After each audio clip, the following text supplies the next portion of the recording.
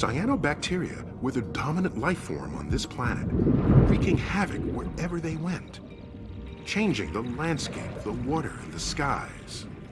This was 2.3 billion years ago, or late October on the cosmic calendar. But the cyanobacteria shared the planet with other beings, the anaerobes, life forms that had come of age before cyanobacteria had begun to pollute the Earth with oxygen. For the anaerobes, oxygen was poison, but the cyanobacteria wouldn't stop loading up the atmosphere with the stuff. For the anaerobes and nearly all of the other life on Earth, it was an oxygen apocalypse. The lone survivors among the anaerobes were those who sought refuge at the bottom of the sea, deep in the sediment where the oxygen could not reach them.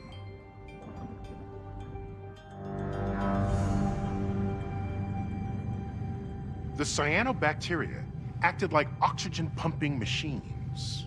They continued in overdrive, and 400 million years later, they brought about an even more radical change to the planet. Remember those serpentinized rocks at the bottom of the sea that were cranking out hydrogen and methane? Methane is a powerful greenhouse gas, and back then, it was the main thing keeping the planet warm. But once again, the oxygen produced by life shook things up. It gobbled up the methane, producing carbon dioxide, a much less potent greenhouse gas, meaning it was not as efficient at trapping heat in Earth's atmosphere.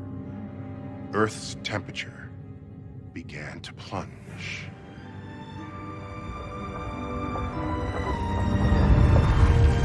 Life, the escape artist, busted out of the icy death grip that entombed the planet.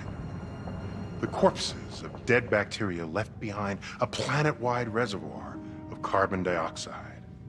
Volcanoes pumped the carbon dioxide in huge quantities into the atmosphere, warming the planet and melting the ice.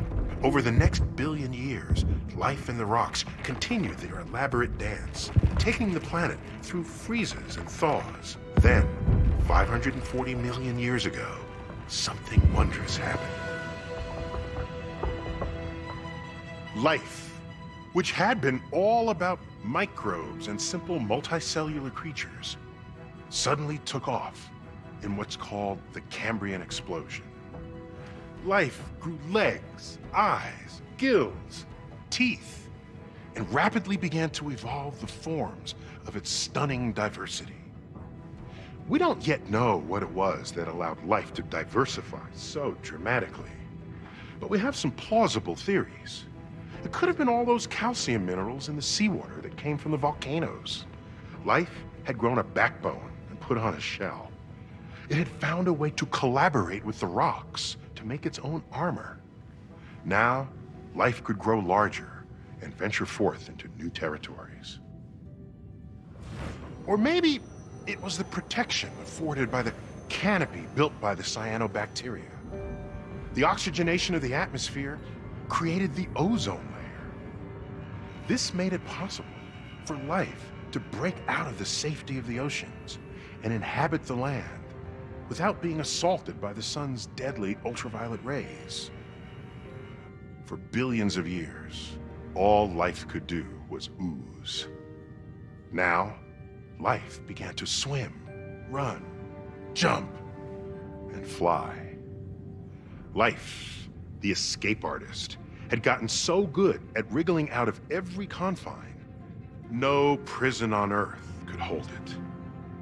And there will come a day when life would even escape from Earth.